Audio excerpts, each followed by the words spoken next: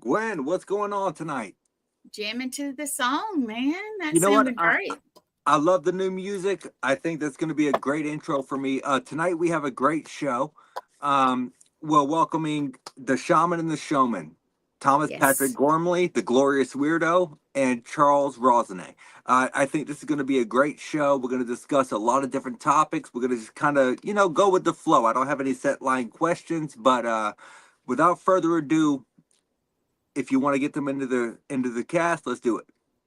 Let's do it. There they are. Thomas. Yes, Charles. sir. Hey, what a great intro. I love the graphics and the music. Wow. I greatly appreciate you guys taking about an hour and 10 minutes of your time to come on and speak with me. I love you guys to death. I respect you both. So I greatly appreciate you guys coming on the show. It's mutual. Yeah, thanks for having us. Yeah, absolutely. So first thing I want to touch on tonight is I know you guys have a lot going on. Like you have stuff going on everywhere. And we're ending the show off with this as well. But the first thing I want to touch on, just to promote the show, because I know I'm going to be there as a guest, the Connecticut Paracon. It's July 12th and 13th. We're psyched because you ran a promo on it at the beginning of the show, and I'm like, what? How many guests do we have? In the past we had a dozen, maybe 15, and Thomas has been like off the charts finding these amazing guests. And then, we thought we're all set, 30 great paranormal and true crime guests. And then we threw a little surprise at everybody. We got someone a little out of the box, not necessarily paranormal, not true crimes, but on the TV personality, horror, monsters, the stuff that I love. We got Eddie Monster himself, Butch Patrick. Everyone is so psyched. Yes. I am personally psyched for that. And let me tell you, my mother told me she was so jealous that she could not make the Paracon. That she told me, and I will say this quote verbatim: if I do not get an autographed photo of Butch Patrick, she will kick me in the balls. You might want to get her a picture. We don't want that. We might have to keep the autograph away from you just so that happens. But Charles, come on! I will get a video of that and put it on your YouTube page. So. You're killing me, Charles Thomas. You're killing me. You gotta get a signed photo for her, and you also gotta get one of his T-shirts. They're amazing. Yeah. They got the Monsters logo and him with the whole family. I'm sure he'll have those at the show too. Those are the two things you're gonna do, and a picture with him. You got to get a photo with him. I've got to. So Charles, are you going to be offering T-shirts to promote the Paracon? We should. Most likely we'll have them at the show. We rarely get them in advance to get to everybody, unfortunately, because we've got a great logo. We've got a great graphics designer in Melissa from Chaotic Goods, who does a lot of amazing work. But the likelihood is we'll just have them available at the show. Oh, Melissa is great. I love Melissa to death.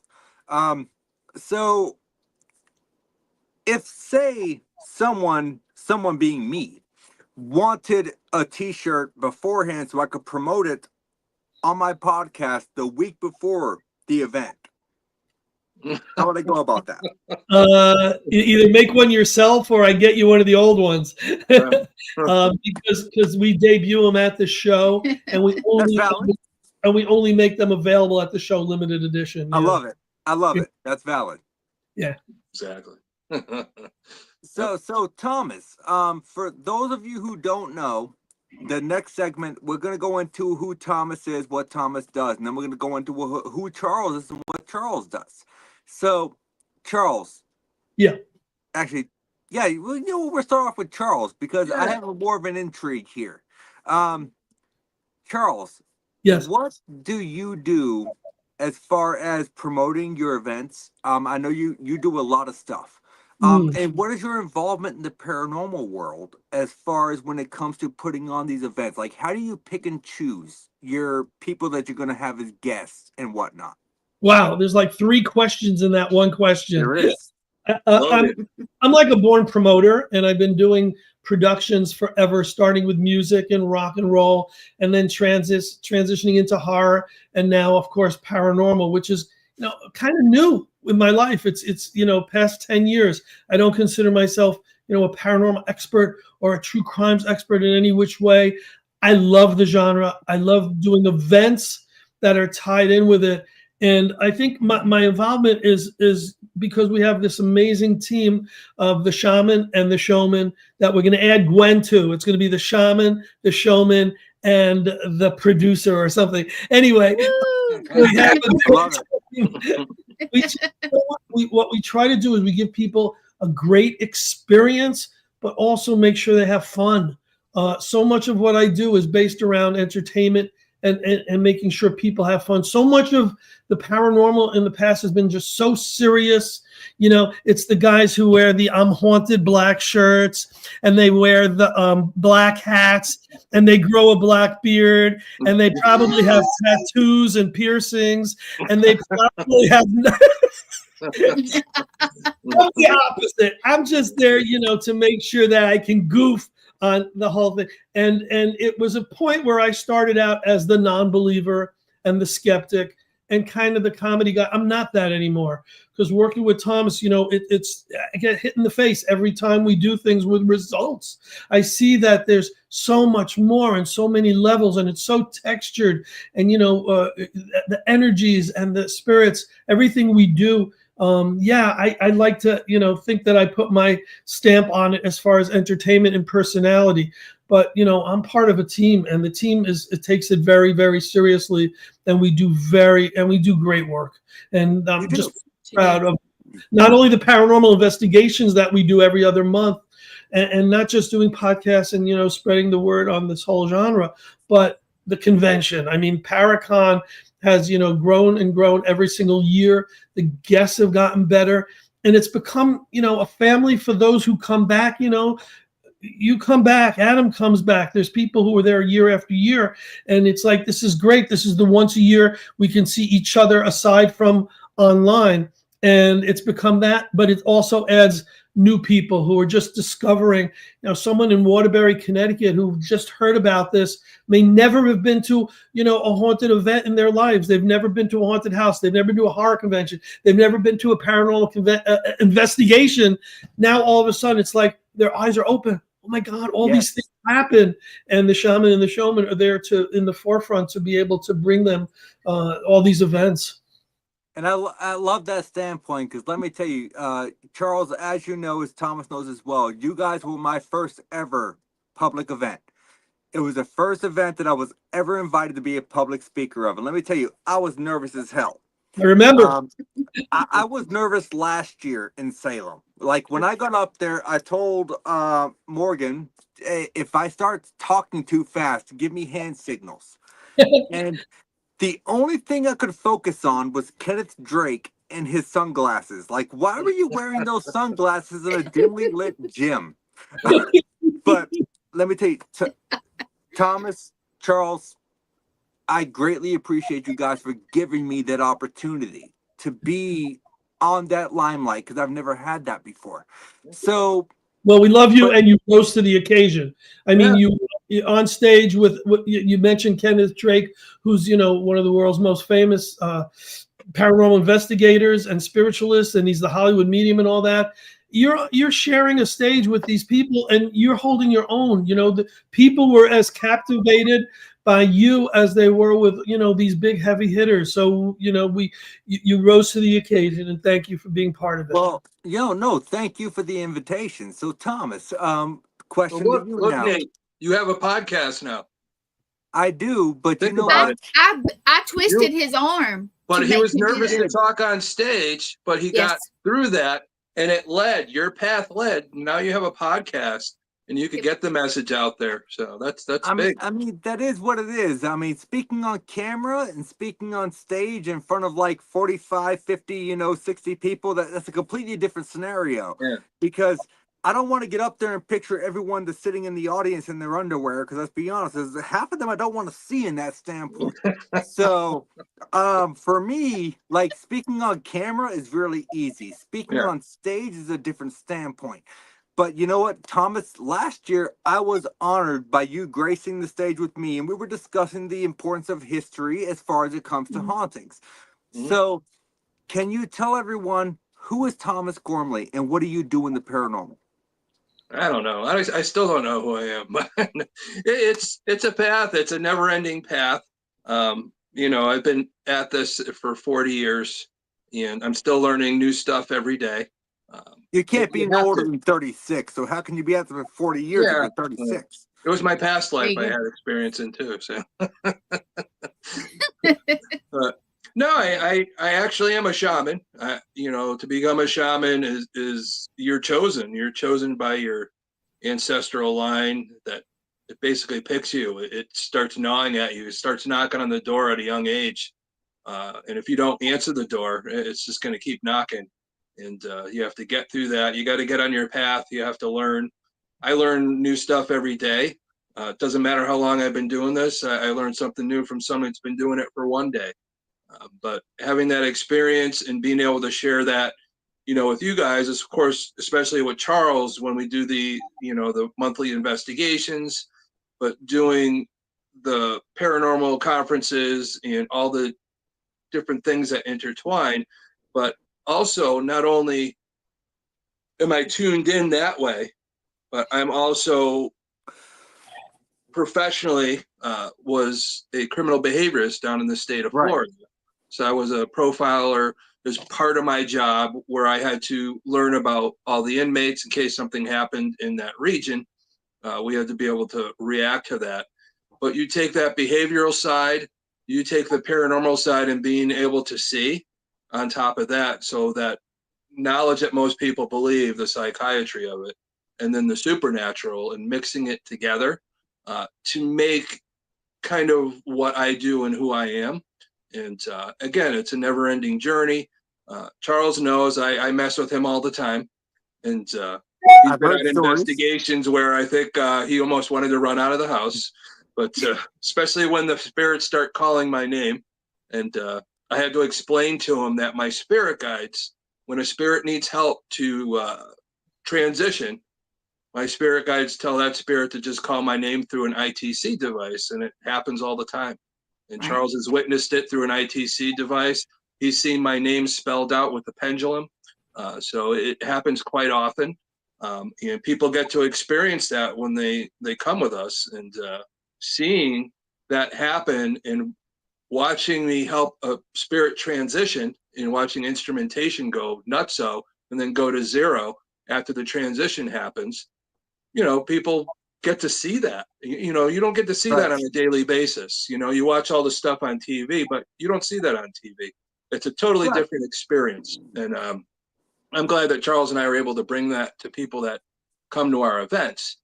But coming to the Paracon, you see all these people will all share like-minded. You get to network with a lot of people, us amongst them. We get to hang out with friends like we all do. And patrons get to come and see somebody like Butch Patrick, Eddie Munster. How can you, you're never going to be able to do that in most places. And just all the people that we have. And when Charles and I put the events together and I invite all these people, they all have something to say. It isn't just go up there and just mumbo jumbo. They have something to say, to the point where people can learn about the paranormal for the right reasons. So. Hey, Kathy, how you doing?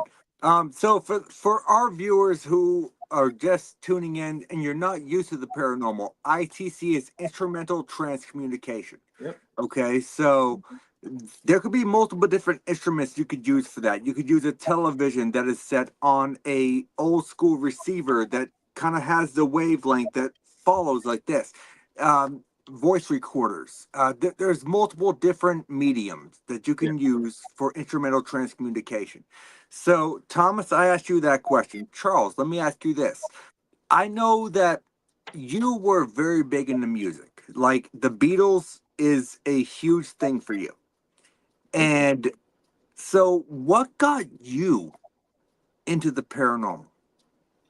It's a great question. Along with all the promotions I do, I was running a haunted house, one of those attractions that you go to scare, have your pants scared off you. And pretty much someone said we should be doing paranormal events, and I didn't really I didn't know what he was talking about. I thought, sure, whatever you say. I'm a promoter. If it could, attract people and we have fun with it, I'm up for it. And that kind of transition from me being like this sidekick who was the skeptic, the non-believer. I wasn't a debunker like you. I was a guy who would like poke fun of it so that it was the yin and the yang.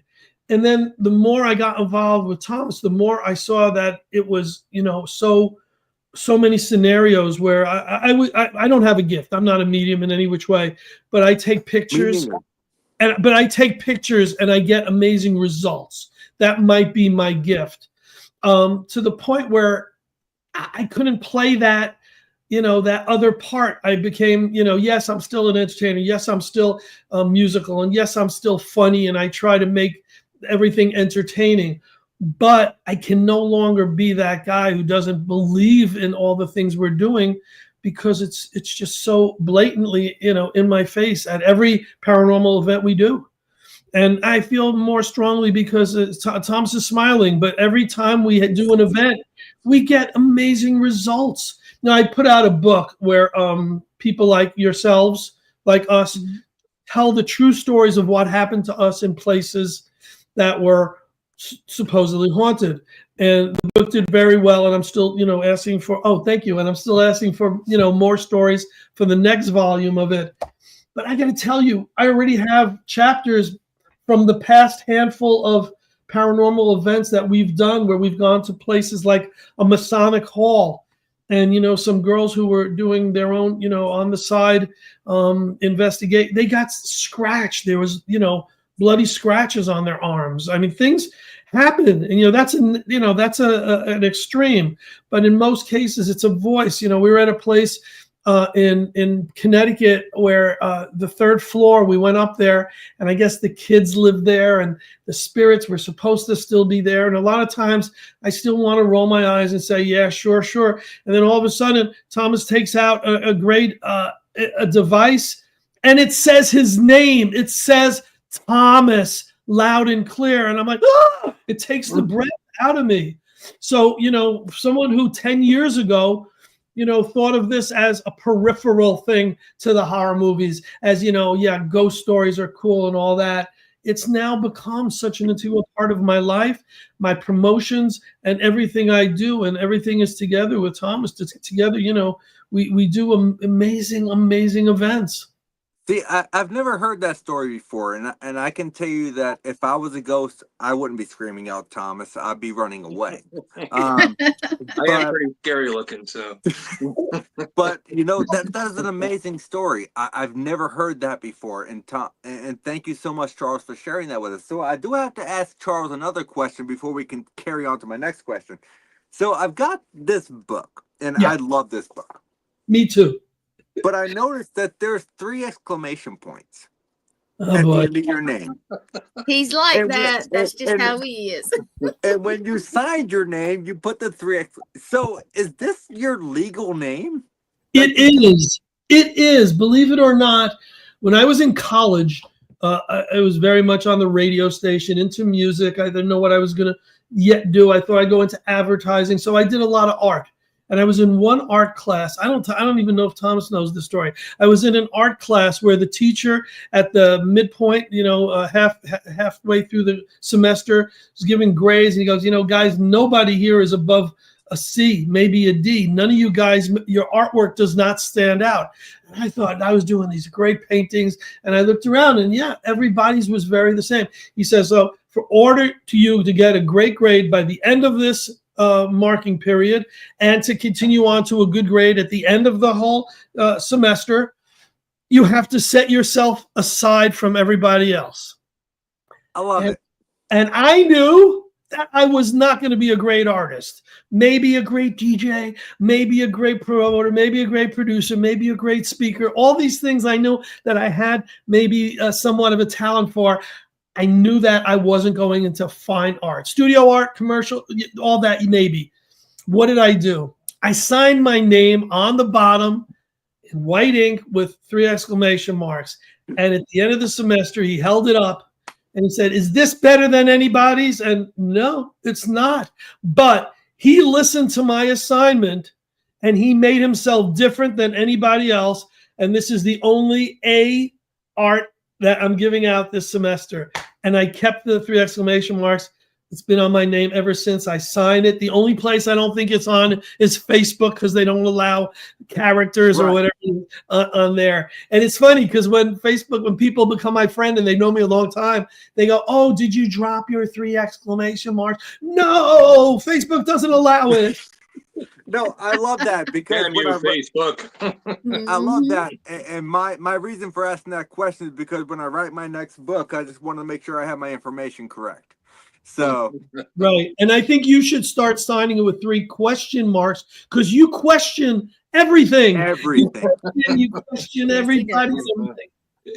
I mean, it's kind of what I do. I love what I do, but I just wanted to make sure because I am going to write a book on my experiences as far as doing the Paracons and doing all my investigations and stuff. And I want to include you as well as Thomas in it. And I wanted to make sure I had your information correct. Oh, great! So, you can leave Thomas. I'm gonna go with quotations around my name from now on. Yeah, I might.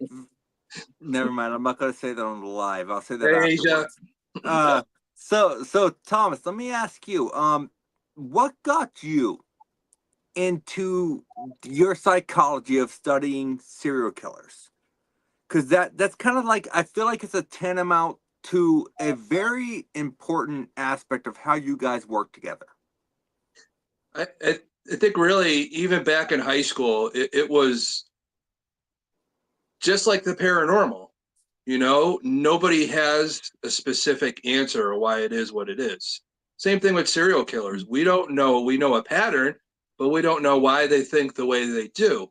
You know, is it trauma? Are they born with it? And we could question it all we want, but we know the patterns. We don't know what I like to call the fingerprint until you actually capture them and able to talk to them and just break it down. And that's what we do on Mondays on Serial Killers, Supernatural, and Murders. Right. But it's also me being the way I am. I'm very protective, and I like to learn about things that are dangerous so I can protect the people around me that I love, family, friends, anything like that. Makes sense. So if I could learn, you know, the criminal mind, then I can help people avoid it. And that's something that's always interested me my whole life. I had a career with it, you know, being a behaviorist and learning how people think the way they do. It isn't just criminals, it's just us in general, but also having the ability to pick up on things as an empath and seeing it all intertwines for me because I really truly believe what I do, profiling and also with, you know, the paranormal, it all intertwines. That's why I'm so excited this year that we added true crime because it does go together. Think about it. If a murder happens, a lot of times that house will become haunted. Case in point, DeFeo killing his whole family. You have Amityville. Lizzie Borden, the Lizzie Borden bed and breakfast now is very haunted. The Basilica Axe murder house. These are all famous cases. But that energy all intertwines of the murder, of the, you know, the true crime, of the energy of the house becoming haunted.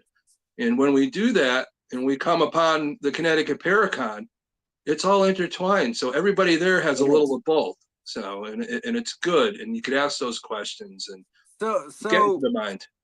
Since you said I can ask those questions, and this is the Paranormal Unveiled, and you already know, I am not going to avoid controversial questions. Okay. I have a question for you, and you can answer this however you would like. You don't have to answer at all. I know when you and I attended the USS Salem event, there was a little bit of disdain. And I'm not going to say it was, you know, personal. I'm not going to say it was because of anybody in hindsight, whatever the case may be. Why would a property owner invite someone into a location that is known to have the art of removing spirits if they want to be removed? You know something? I think in that situation, we were invited in by an events team. Yeah, I'm not trying to discredit them at all. Oh no. It was an events team that brought us in, and I think the gentleman on that runs it didn't realize until I was on the ship. It's not like I don't want this guy here. I don't think he knew I was coming. And Oh. He took me aside before and said, "Don't pass on any of my spirits." And I kind of chuckled. What you do. But I chuckle. But the thing is you got to realize something. And any of the people watching out there, I know you own a venue. Your venue is going to be haunted no matter what. Right. Yeah. And the thing is for me, you guys got to understand, I talked about it earlier. If something calls my name, I'm going to help it. If it doesn't call my name, it doesn't need help. It's going to stay there. As long as it wants, it has free will. That's what the spirit world. So Agreed. If you're running into something like that for money and a spirit wants to leave and you don't want somebody to let it pass on, you're holding it hostage. You're no better than anybody on that, the bad side of things. We actually just talked about this. Yeah. And it really upsets me. And that's why I think there's a lot of these places that don't invite me, because they know what I do. Your reputation sometimes people could teeter with it, but it's always for the best. I was not in any way trying to upset you. Oh, God, no. You weren't the one that told me not to pass them on. Yeah, I know we had talked about this in the past, and I figured it would be a good subject to bring up because I'm sorry, if a spirit does not want to be there, then who is the owner of said location? Who do they have the right to hold that spirit against their will? Exactly. And, Charles and I go to a lot of places, and we've never had anybody at any of those places say not Y'all to. never invited me. But you got to come down from New Hampshire, That way. I'm just messing with you. You can come anytime, buddy. So Charles, have you ever heard your name called? Yeah, but never on a paranormal event. That's what I'm saying. On like a piece of equipment. You've never heard it? I haven't, and I'm fine with that because I don't want to do the channeling. I came into this early on, and before Thomas was my partner, we would go to events and I would welcome people. We would go for a dinner. I would do an orientation, try to sell a book or two, and I would leave. I wouldn't go into the house. I wouldn't go into the place that might have been haunted or had spirits. I'm not gonna say afraid. I just, I'm not gonna poke the cow. I didn't think there was any poke the bear. I didn't think tip the cow. I just snorted. That was a very funny response. I love that. Wasn't ready to poke anything, guys. No poking on these events. Yes. But, have I gone on everything now, Tom? I feel comfortable and I feel safe, and I know that I'm in good hands if Thomas is heading these things, and I know that the people who come with us are too. But I never have equipment. I'm never trying to do the channeling. Like she likes to poke the cow better. I do too. Not if you saw the cow. But no, I really poke the cow. There's people who have the ability and have the resources and have the sixth sense and the third eye, who are much more attuned and much more shamanic and much more empathic than I am. So why am I going to even try to do something that's I know beyond my capabilities? See, for me, Charles, you sell yourself short. You are equally as part of this team. You sell yourself short, in my opinion. Hashtag poke the cow. I don't know how that just happened, but I love it.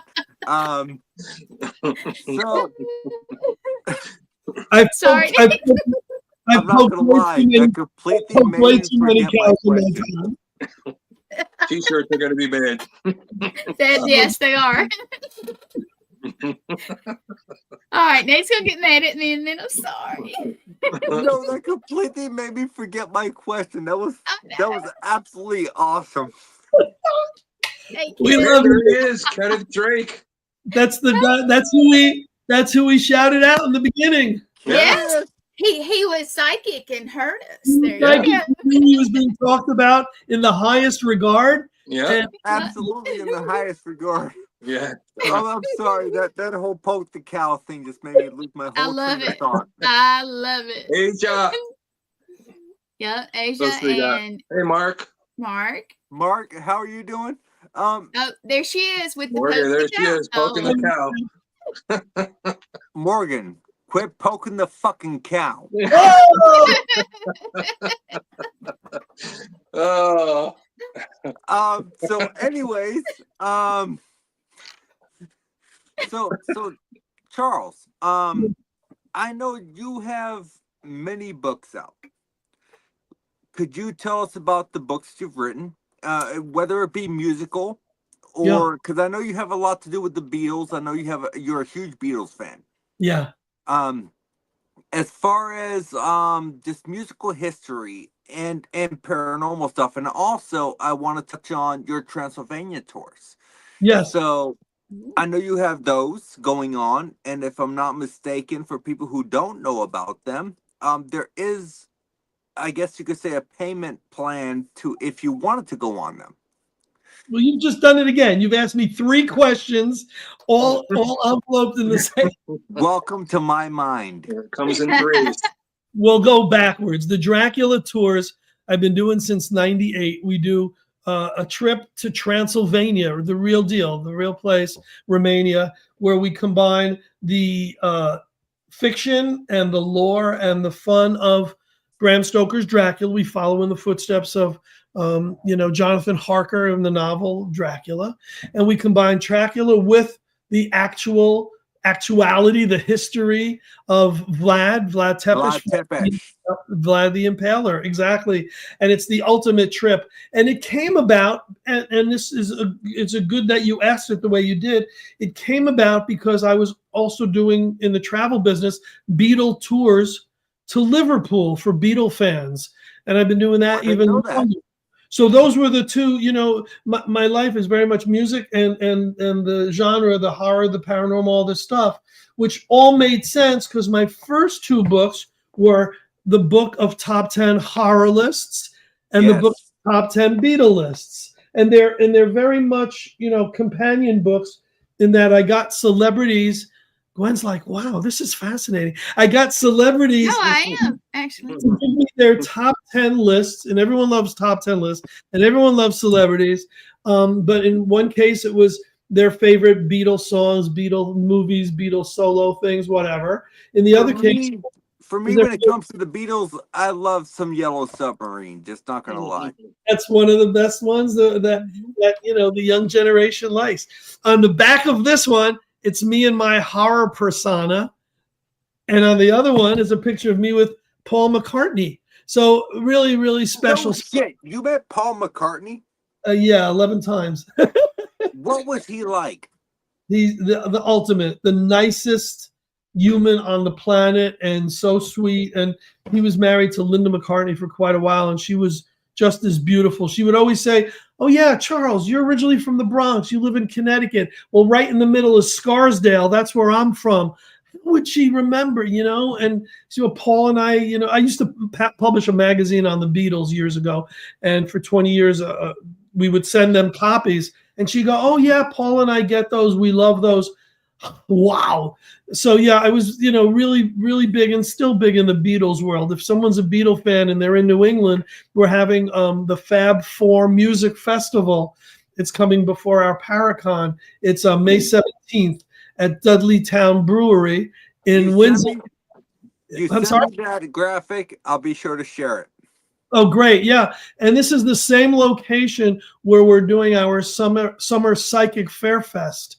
See how Thomas is smiling because I tie everything in. So at the same location that we're having the Beatles Festival in May, we're also having a Psychic Fair Fest. It's Dudleytown Brewery, named after the famous cursed land in Connecticut named Dudleytown. And it's in Windsor, Connecticut. And so anyway, 4 books. You forgot something, Charles. Yes, sir. Windsor, Connecticut. That's a tie into another thing. Oh yeah, we'll go in a whole nother direction. The first witch convicted and hung in the New World was in Connecticut. Her name was Alice Young, and she was from Windsor. Case in point, right, Charles? What's the other big event we have coming up? Well, we have our Connecticut Witch Festival, ctwitchfest.com. And where is it? And that's in Hartford. It all ties together because there's 3 places really that associated with Connecticut and witches. And one of them is Windsor, where we have our psychic fair and where this beetle event happens to be happening. But in Hartford in August, we're having this for the 2nd year in a row, the Connecticut Witch Fest. And you know how I mentioned that the Dracula tour combines the legend and the lore with the actuality? The Witch Fest kind of does that too, because we pay respect to the original witches who were persecuted and convicted and even executed. Horrible. And we put the witches. ultimate respect. They weren't witches. Tell you, for me personally, Charles, like going on the Transylvania tour, yeah, that is a bucket list for me. I actually have in my closet over here a vial of soil from Vlad Tepes's castle. Amazing. It was given to me by a lady who claimed that when she brought it into her house, she was having violent nightmares. I think it was psychosomatic. I think she was experiencing visions based off of what she knew about the history of the person. Wow. So what I would have loved to have done is sneak the vial back without her knowing it into her home and see if those home invasion. No, of course not. No, and but my thinking is in your pocket while you're over. My thinking is that would determine whether it was psychosomatic or not, though. That would determine it. However, to your point, Charles, when my daughter came up and stayed with me for her summer vacation, I had said vial in her bedroom and didn't tell her it was there. I kind of feel like that's tantamount to your experiment. Well, did she have any nightmares or anything? Nothing. Right. Nothing whatsoever. Right. But that's not necessarily A plus B equals C, because it might have only affected this one person. Right. Right. So the only way for me, it's enough for me to say, well, someone just gave me an object and, well, I've got to store it now because there's no spiritual activity to it. But when you run a hypothesis like that, when you take control and you add in the variable, and then you run this over several weeks, because she was here for, I think, 5 weeks, then you have to come to a conclusion, and your conclusion has to base off of your pretty much your data. Your data only tells you that this vial doesn't affect her. It's just a vial of soil. Well, you got to remember another thing. The one thing they can't quantify is how the brain works. All right. This woman put enough intention into this bottle and what she thought it was, and she could create her mind to do that. It's the same thing. If we fear something enough and we think about it too much, we create our own paranormal situation. We could haunt ourselves. We do. And you know what? There is multiple situations where that happens. Take the Sally house, for example. You have so many people that go in there, and there is really not a documented death of a little girl named Sally in that house. But there's so many people that go into that house thinking the fact that there is a woman or a girl named Sally that died. It's an egregore. It's a thought form. Yeah. You are physically imprinting your psychic energy on that area. Well, and when you do that so much over and over again, and when you do that so much over time with so many people doing it, then yes, you're going to have a paranormal entity because it's a thought form. It's not a ghost. It's not a spirit. It's a manifestation. Yeah. But Charles and I will tell you, when we do our events, we go to places that people don't really go, and they don't. Do I have to go wear there. pants when I go to these events? Yeah, well, yeah. There's so many places that people go over. Charles. People I go got Thomas over and the over crack. and over and over again, and they're putting their own energy into it. So you're not getting the true haunt. You're getting all the people Agreed. that have been there and what they create. Mm-hmm. So when Charles and I bring people on events, we normally don't do places a second time unless there's something specific that we have to go back and help out with. But a majority of the time, it's a new place. We're taking people to new energy to get an experience. Unless there's enough of a demand of people who Yeah. weren't able to go to a place that was special, right? Yeah. So Well, the Charles, trolley museum. We went a second time to the trolley museum. Hmm. Charles, You know, can I the ask- also the Captain Grant's, right? Yeah, we went there a few times as well. Yeah. Yes, and Dudley Town we went a few times before we went. Yeah. I'm super jealous. I've never been to Dudley Town. It's on my bucket list. For Yeah, two, good luck with that one. Charles, has there ever been a situation that you have been in when it comes to the paranormal that you were just like, all right, I'm done. I'm out. Like, freaked you out so much that it made you question whether or not you really wanted to be in this field. Wow. I hope that doesn't happen, and I hope it happens because I want that amazing blow my mind experience, but I don't want it to happen so that that I don't want to continue in the field. That's a really interesting question. Right. Yeah, and that's my initial reaction. I'd probably have to give it much more thought. You know, there was a time where I was having the same knocking in my house where I live now at a certain time every night at the same hour. And it was after I put out I think it was right after I put out the book. And I know that this house had something years and years and years before because I experienced it before I had a family and before my family lived here and all that. And I wanted to put a chapter in my book and my wife wouldn't let me. And I just rightfully so, I get it. And so when I had the book and I had someone come over and I think they did a cleansing because it stopped. It did stop. So when that was happening, it was more of an annoyance than it was a fear. And I always said, you know, if someone's really evil and they're evil in real life, they might be an evil, spirit. They might be malevolent spirit, but 99% aren't. 999 of 1,000 are good people. I always say this. Now, if I was a spirit, I would be that obnoxious person who would hide things, in the house. You too, right? You would be that. Yeah, you would be the trickster. Yeah, I'd hide things. I would make those little noises that no one could find out where it came from. I would be that. That's what I would be. So maybe I would be that guy that would remove the chain from the inside of the toilet tank. So when you flush your toilet, the water didn't go down. That would be me. That would be a good one. I would turn the TV wide open at 3:00 in the morning. Yes.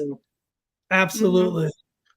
Tickle your toes when they're sticking outside the blanket. Yeah. No. Yeah.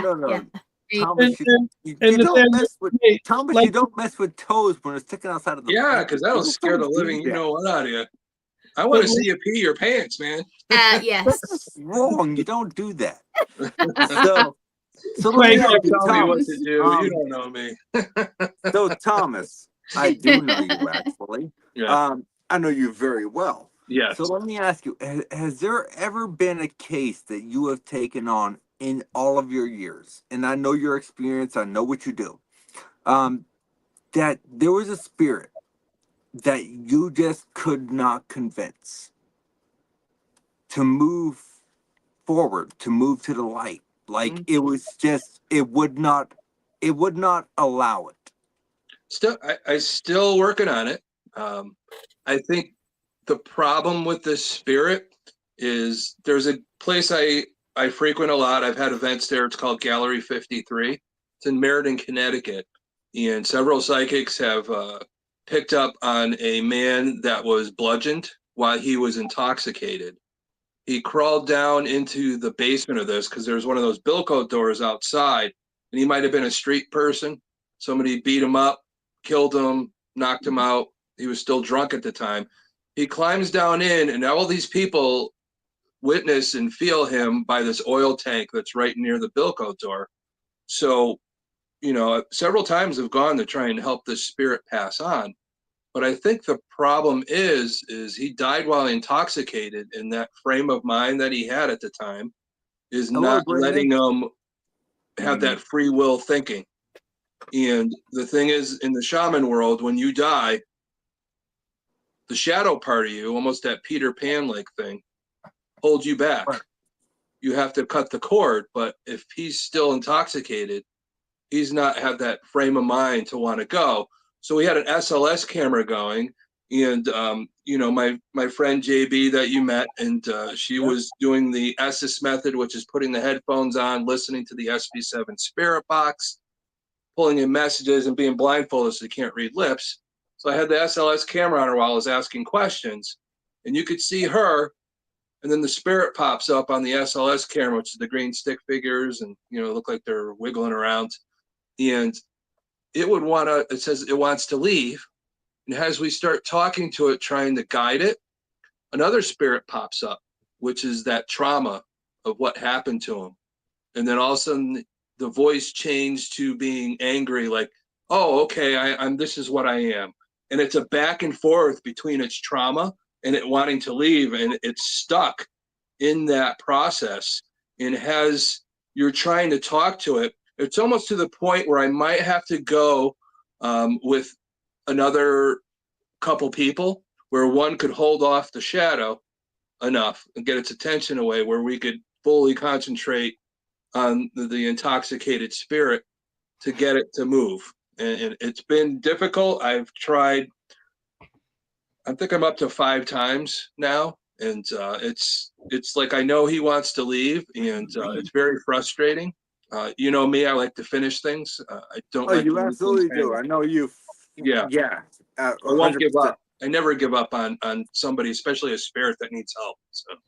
Can I ask Thomas the same question you guys asked me? Would there be ever a situation where you say, this is it, I'm walking away, this is too intense, this is too dangerous, this is too scary? Never. Right. It'll never happen because I've already experienced the scariest things that you'll never want to experience. And I've told you this, Charles. I tell a lot of people. So I've he's never been in experienced my stuff. brother's bedroom. The what? You've never been in my brother's bedroom. That will make you walk away from everything. Yeah. Well, I've dealt with the demonic. I don't talk about it because I don't want to give it power again. There's a lot of cases I'll never talk about for the rest of my life because I'm still protecting the client. I'm still protecting myself and the other people that were there. You know, there's been several cases where, you know, there's angry spirits, you know, like Charles talks about, if they're a jerk in life, they're still a jerk, you know, but there's sometimes it's misunderstood too. That's where the art of discernment comes in. You know, you could have somebody that's having a psychological incident. That's why we like to interview people, especially with, as you guys know, and Charles knows, I am now one of the main board members of the New Warren Society. And we are dealing with cases nationally and internationally where people call us and we go through what's going on, just like the Warrens did when they were teaching people.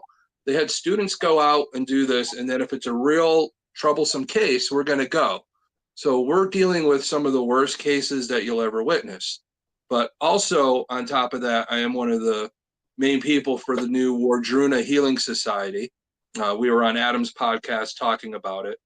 It's going to be part of Spirit Realm Network's going to be doing a live coming up in the next couple months. But also on top of that, you know, I'm an ordained minister also. And I am part of the board for the Holy Sword Apostolate with Father Bob and Father Ken. I'm traveling with Father Bob tomorrow. We're going to Virginia to speak kind of all about it at EnigmaCon at St. Albans Sanatorium. So I'll be there all weekend. So if anybody's listening in that area, come and say hi. So But I do a lot of things, not only with Charles. I'm busy with everything, and I have a full-time job on top of it. So let me ask you, Thomas, do you not feel like at some point in time your hobby is going to overtake your physical job? Like, do you feel like you're stretching yourself too thin? at this point, no. I don't think I am, but I know enough about my own body and my own mental capacity that I know when to pull back. But Charles knows that if everything falls to the wayside, he's my number one that I'm sticking with, you know? Fair And enough. it is. If it all falls to the wayside, I got to make sure that, you know, I'm partnered with Charles. But I don't really think that will happen with all these things I've taken on. That is the goal. You know, the goal is to be doing this all the time to help the living and the dead.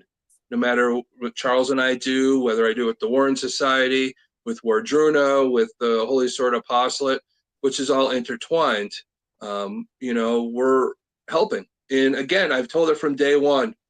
You know, when I started years and years ago, when Lorraine Warren helped me realize I was an empath and put me on my journey, it's been the living and the dead.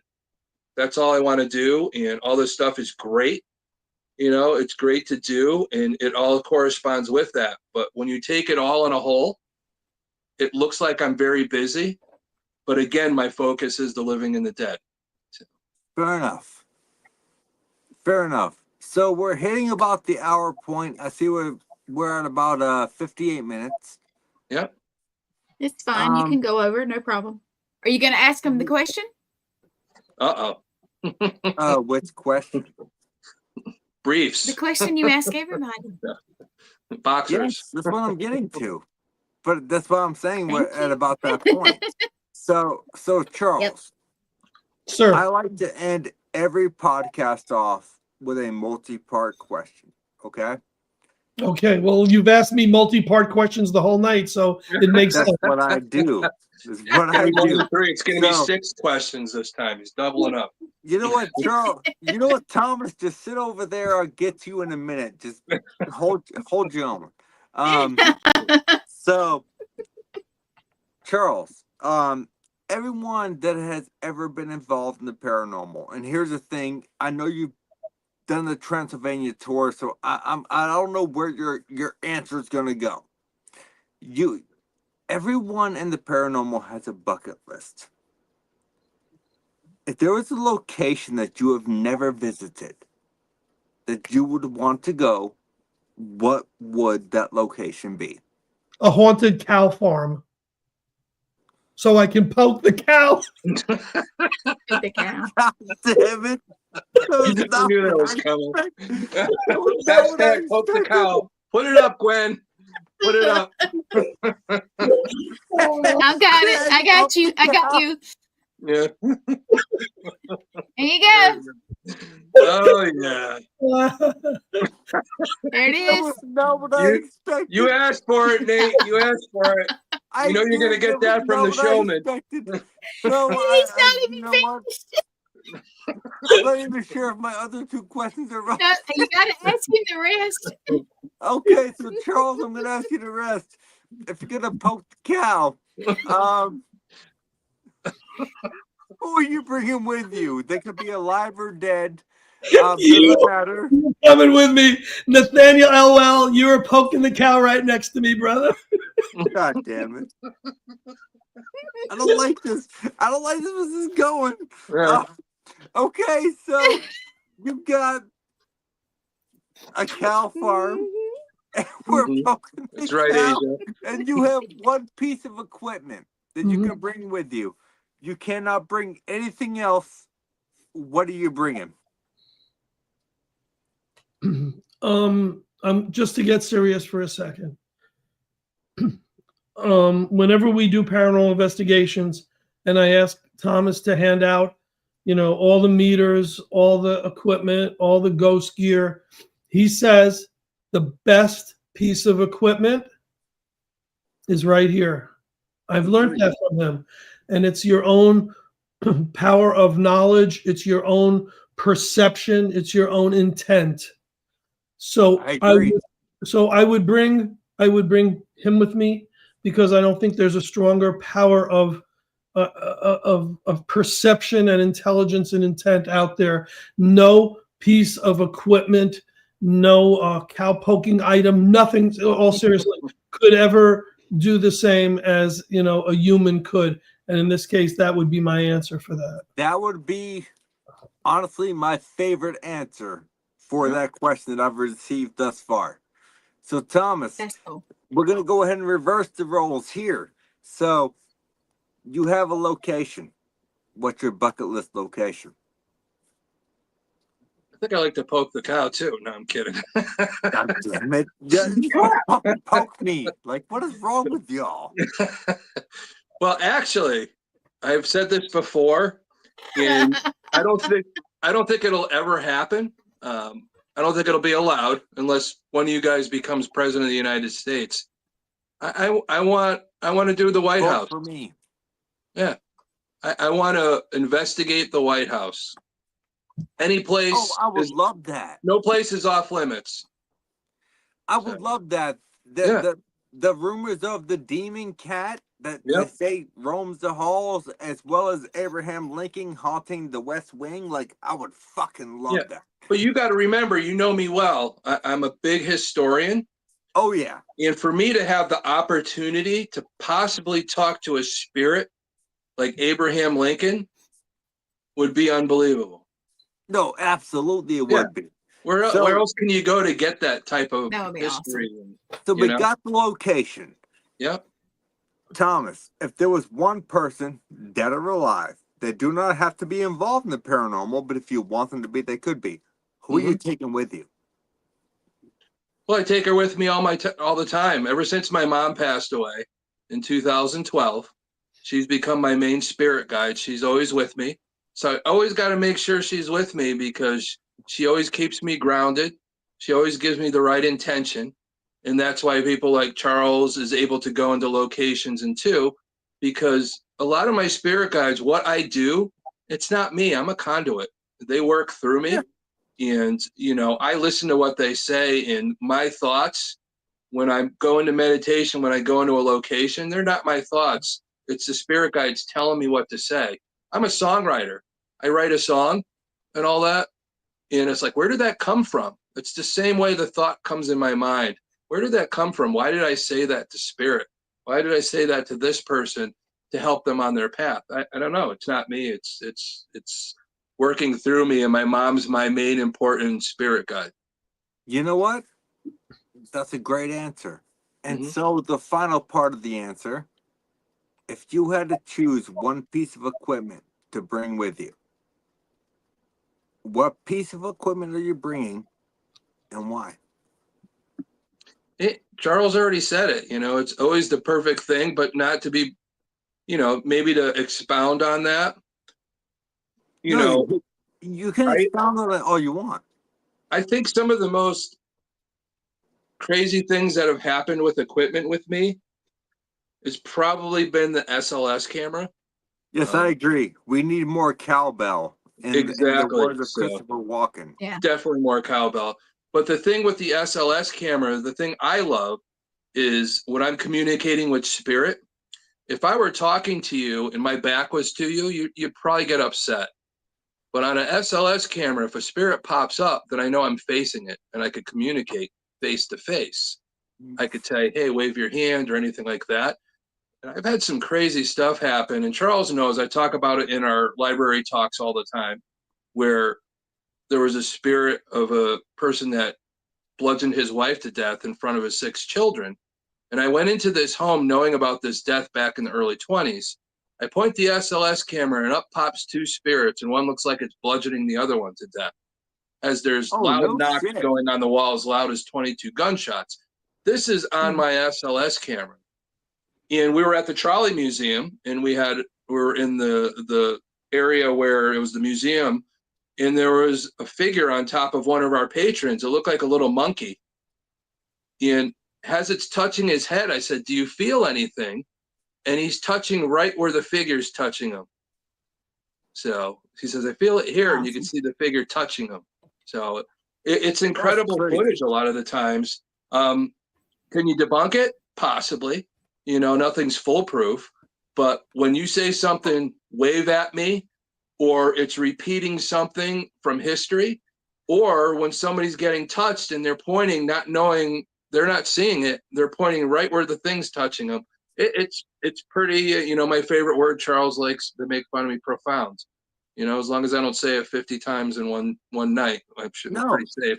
I mean, for me, that's pretty convincing. Yeah.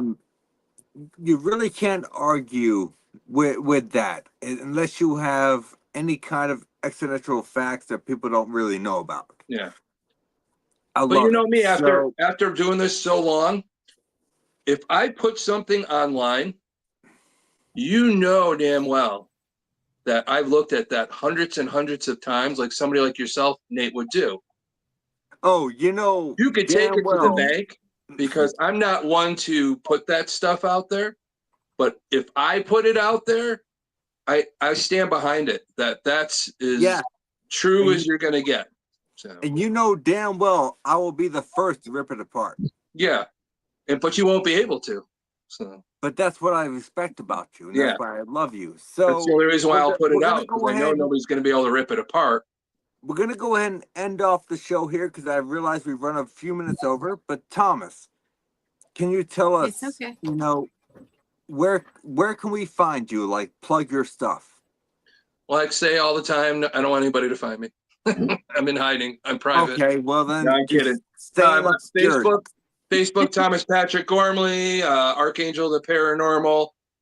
Of course, you see the www.paracon2ns.org to find us at our upcoming big event. Shaman and the Showman LLC, the Warren Society, Wardruna. It's like a character in Game of Thrones. I have a lot of titles. So. You do. So, Charles, where can people find you? You know what? Plug everything you got. Yep. We'll make sure to link it, because I want to make sure that people are going to show up to Connecticut. And I actually had a question about the Salem Paracon, but like I said, I didn't know if that was information we could develop yet, because we don't know.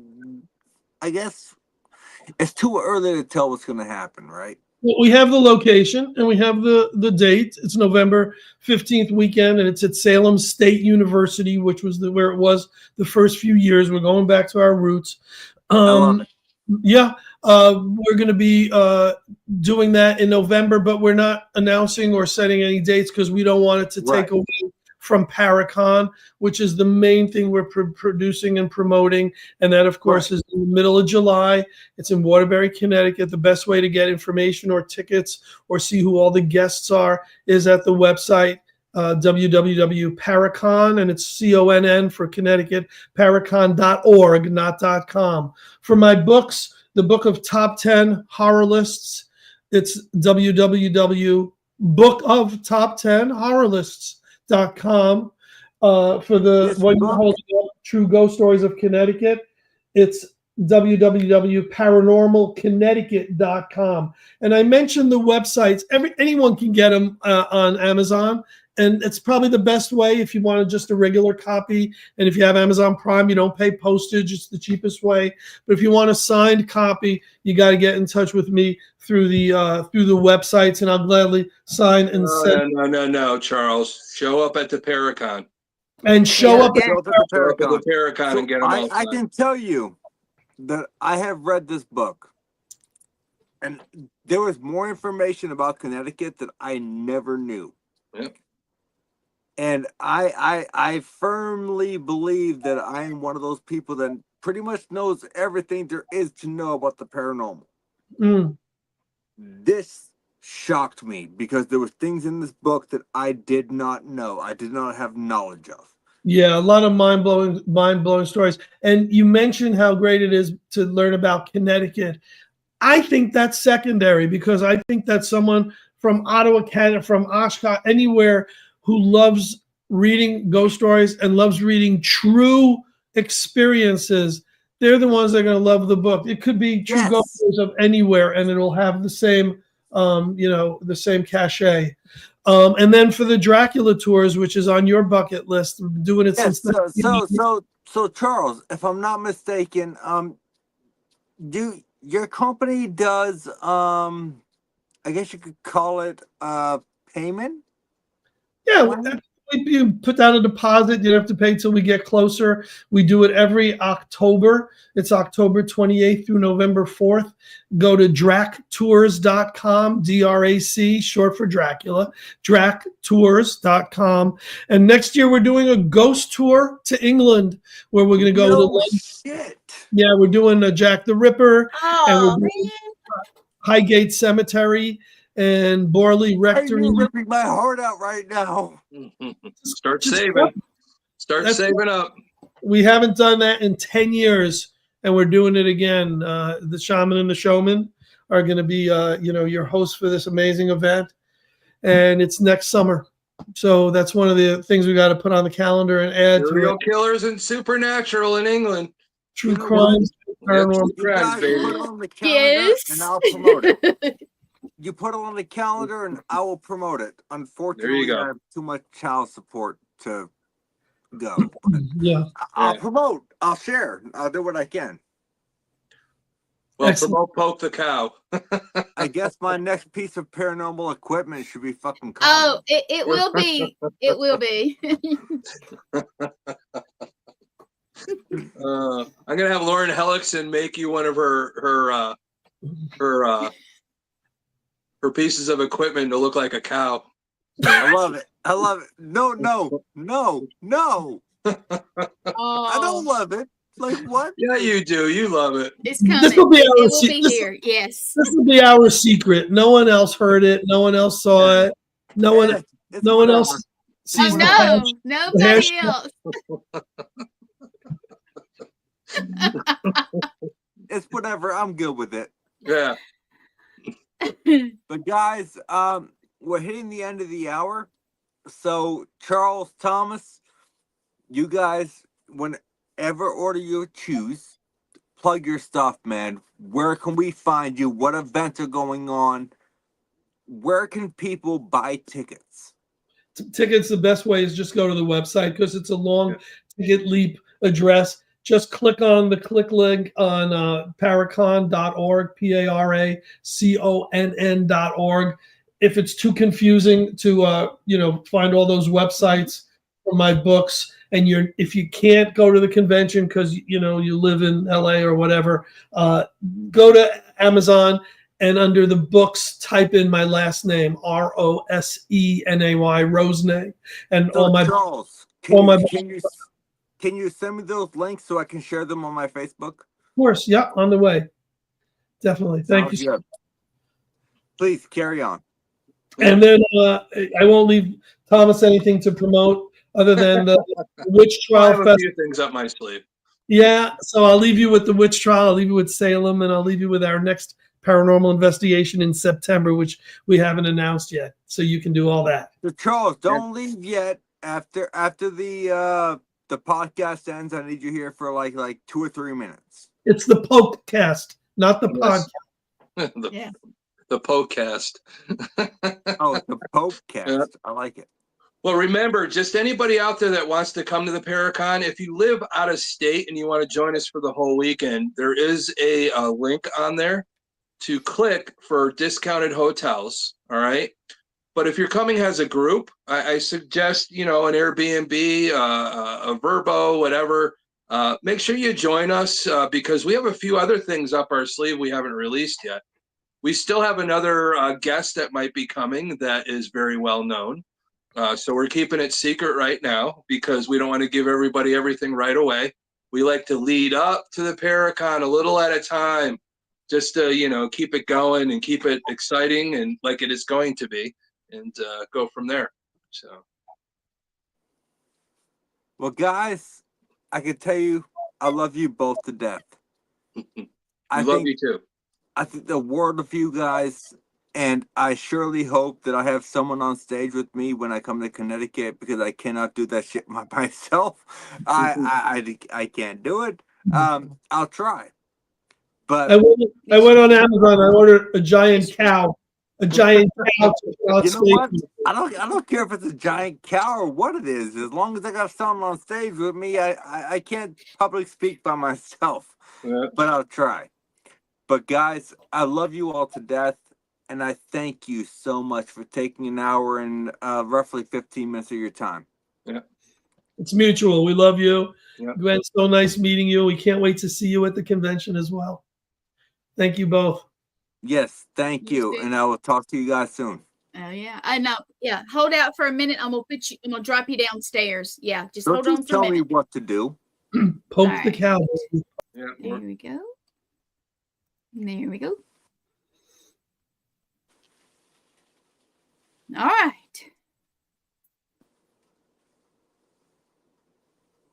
Can you hear me, Nate? I can hear you. Nate, can you hear me? Yeah, I can hear you. Oh, okay. I'm glitching over here. So. You're fine. You okay? Yeah, my arm's been bothering me for like the last hour or so. I don't know what's going on. Okay. Sorry about that. If All right. you want to Well, sign you out, guys, though, everybody. Yeah, that's fine. Everybody, thank you for joining us. Charles, Thomas, thank you guys. And we're going to say good night and come back next week. And we will announce who that's going to be for the guest. And we will talk to you later. Thank you so much. Have a great night.